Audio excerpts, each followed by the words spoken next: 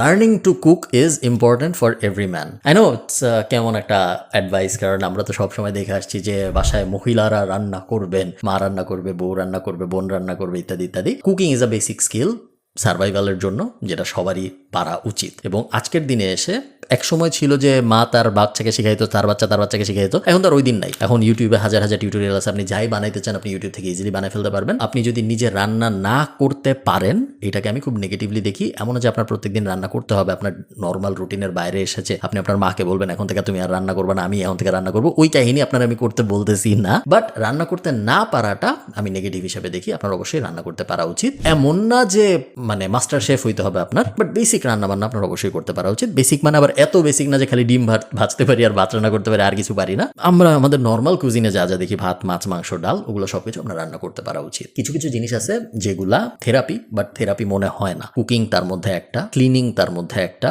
এবং অনেকে আছে দেখবেন প্লেট ধুইতে অনেক পছন্দ করে, কারণ ওইটা তার থেরাপিতে হেল্প করে। আমি নিজে এক্সাম্পল।